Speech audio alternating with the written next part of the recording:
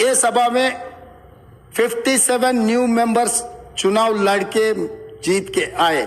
जैसा अकबरुद्दीन ओवैसी साहब को लोग चुने, डॉक्टर कवंपल्ली सत्यनारायण को भी लोग चुन के यहाँ भेजे। किसी को बेइज्जती करने से अपना इज्जत बढ़ता बोल के कोई समझे तो बहुत अफसोस की बात है।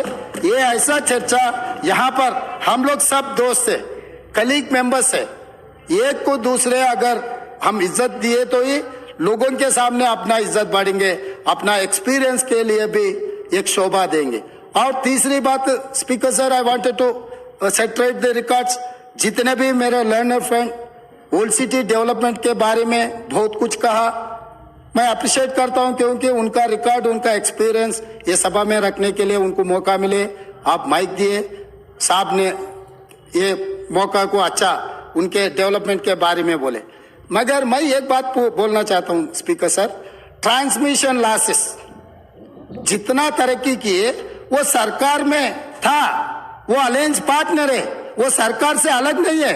बार बार यहीं से केसीआर साहब ने, वहां से हमारे मित्र अकबरुद्दीन ओवैसी साहब ने ये कहा टीआरएस और एमआईएम का गठबंधन है, हम लोग साथ में रहेंगे, ये सरकार को मदद हम देंगे बोल के वहीं से अकबरुद्दीन ओवैसी साहब ने कहा। तो हम लोग उनको अलग नहीं देख रहे।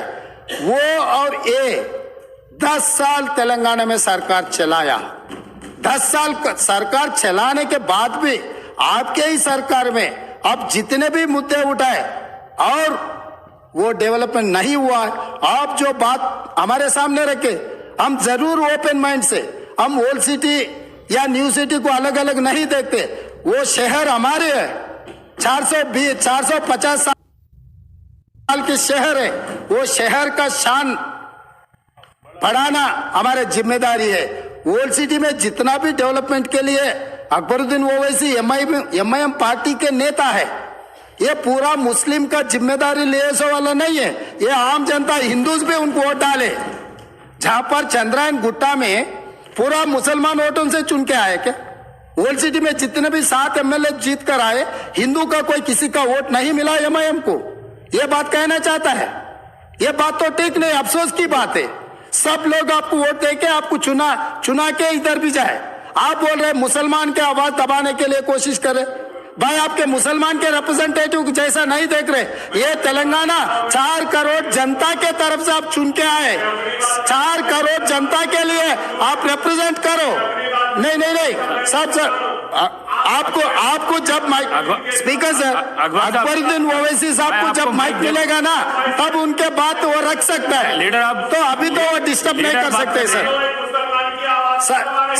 वही सच है तो सर अगर वही सच रहा तो हम लोग एक मुसलमान हिंदुस्तान के सबसे बड़ा खिलाड़ी अजहरुद्दीन ओवैसी को हम टिकट दिए, तो अजहरुद्दीन को हराने के लिए दूसरा मुसलमान को वहां चुनाव लड़वा के एक मुसलमान को हरा दिए। दूसरी बात, कामारेड्डी से हम लोग शब्बीर अली जी को जिताने के लिए, एक माइनॉरिटी को जिताने के लिए हम कोशिश किए, तो शब्बीर अली को हराने के लिए उनके जाने माने दोस्त कल्वकुंट्ला चंद्रशेखर राव वहां कामारेड्डी से चुनाव लड़ा साहब। इन्हों अजहरुद्दीन को हरा देते एक मुसलमान को, इनके खास दोस्त कल्वकुंट्ला चंद्रशेखर राव कामारेड्डी में दूसरे मुसलमान को हराने के लिए कोशिश करते, मगर ये मुसलमान के हक के ठेकेदार कैसे बनेंगे सर? अभी रहा फाइनल। अकबर साहब आप डेफिनेटली आपको जो माइक मिलेगा तब बोलो आप। और ट्रांसमिशन लॉस के बारे में सीएम साहब आप हाउस को आगे में रखो सर, आप हाउस को आगे में रखो सर। बाद में वो लोग जो बोल रहे हैं उनको बोलने दो। लीडर बात करते जब मैं माइक नहीं दे सकता हूँ। आप बैठिए सर, मैं देता हूँ अकबर साहब को देता हूँ। आप अकबर साहब को बैठिए। आप